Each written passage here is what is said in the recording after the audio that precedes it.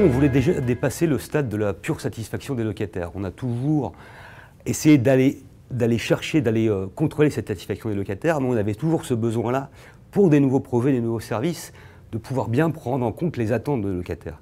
Et donc par-delà même, on s'est dit, ben voilà, pourquoi pas tester chez nous, en fait, une approche plutôt de design de service, ce qu'on appelle le design thinking, et sur tous les nouveaux services que l'on va créer, d'avoir cette approche-là et de manière générale. Aujourd'hui, les besoins des locataires sont très sensiblement dirigés vers la sécurité et la maîtrise du budget. Donc c'est les deux points clés qui sont vraiment attendus par nos locataires. Et donc l'idée, c'est au-delà même de ces services-là, de ces thématiques-là, de trouver de nouvelles approches auprès d'eux et de garantir justement déjà l'élément essentiel qui, aussi bien pour le bailleur que pour le locataire, c'est la maîtrise du budget. C'était très riche parce qu'on s'est aperçu qu'en fait on allait tous dans le même sens, déjà un premier point, et qu'on a pris conscience, je pense, qu'on était une vraie industrie de service. En termes d'approche marketing, on a besoin de se préciser les choses et notamment travailler avec de nouvelles méthodes. C'est pour ça qu'on a évoqué tout à l'heure le design thinking, par exemple, mais c'est de se dire aujourd'hui on ne peut plus travailler en silo.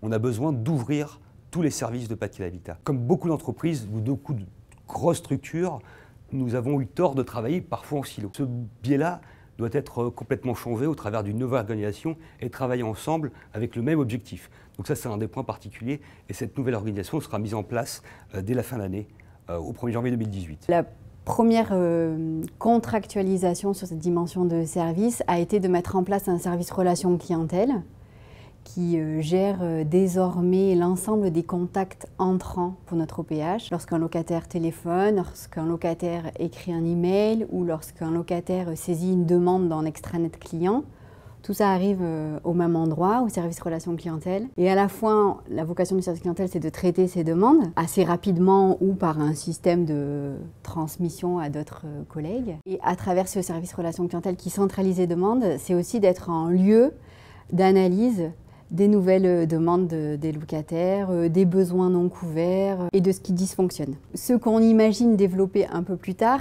et cette idée elle est venue au moment des ateliers du groupe de travail, on imagine développer un fonds de dotation où l'OPH OPAC 38 va pouvoir, avec l'appui de financeurs privés, partenaires, initier des actions, expérimenter des services ou des initiatives en faveur des habitants et portées ou pas par nos salariés. Grâce au groupe de travail lancé par la Fédération des OPH, on a pu enfin contextualiser et caractériser des éléments clés de la diffusion de nos services, comme par exemple qu'est-ce qu'une promesse faite à un client, comment on respecte l'agenda des clients, comment on co-construit avec un client la délivrance d'un service. Et ces éléments-là, plus qualitatifs, permettent finalement de déployer et de convaincre encore mieux nos équipes, nos collègues de travail sur la nécessité de construire des services qui vont répondre effectivement à des attentes de nos clients. Mes attentes ont été bien couvertes puisque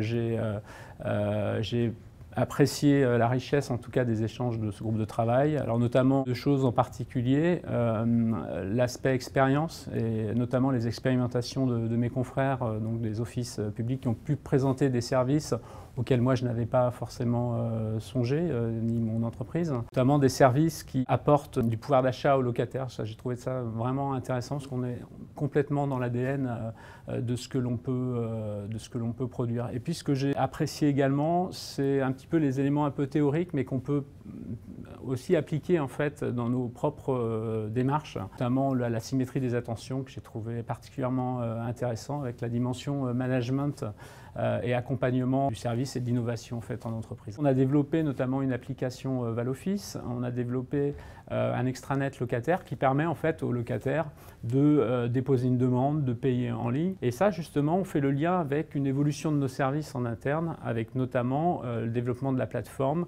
qui va pouvoir traiter des appels, mais qui va pouvoir traiter également du flux digital provenant en fait de l'application, donc des demandes de locataires. On s'aperçoit que ces éléments-là, on peut être déficient et là on va avoir beaucoup d'insatisfaction chez le locataire.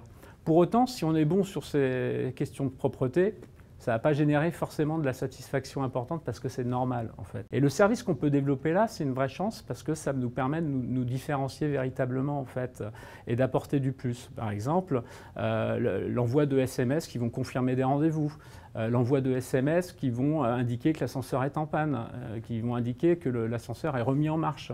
Donc c'est vraiment des éléments sur lesquels nous, on développe aussi notre démarche. Et c'est des éléments qui ont été abordés dans le groupe de travail également sur ces services en fait, qui apportent de la valeur ajoutée du plus.